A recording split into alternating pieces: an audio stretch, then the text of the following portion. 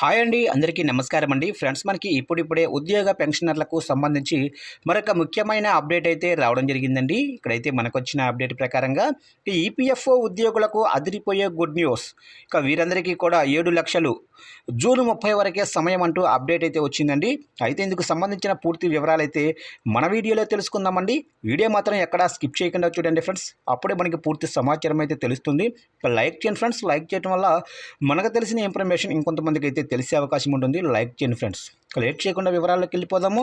ఇక ప్రభుత్వ, ప్రైవేటు ఉద్యోగులకు కేంద్ర ప్రభుత్వం అందిస్తున్నటువంటి సంక్షేమ నిధి ఈపీఎఫ్ఓ పలు కీలకమైన నిర్ణయాలు తీసుకుంటూ విప్లవాత్మకమైన మార్పులతో ముందుకు దూసుకొని వెళ్తుంది.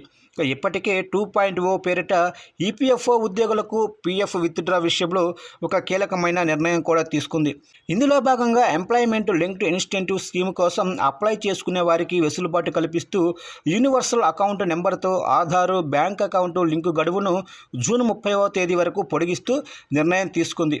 దీంతో మరోసారి ఈ స్కీమ్ కోసం గడువు పొడిగించినట్లు అయింది.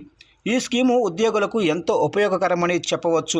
ఇన్సూరెన్స్గా పిలువబడే ఈ స్కీమ్ కింద ఉద్యోగులకు జీవిత బీమా రక్షణ లభిస్తుంది. ఇక ముఖ్యంగా ప్రైవేటు ఉద్యోగులు, చిన్న కంపెనీల్లో పనిచేసే వారికి ఈ స్కీము ఎంతగానో ఉపయోగపడుతుంది అని చెప్పవచ్చు.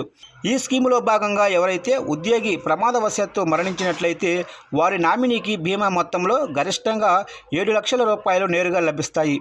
అయితే ఈ స్కీము కోసం తమ యూనివర్సల్ అకౌంట్ నెంబర్తో బ్యాంకు ఖాతా యాడ్ అయి ఉండాలి.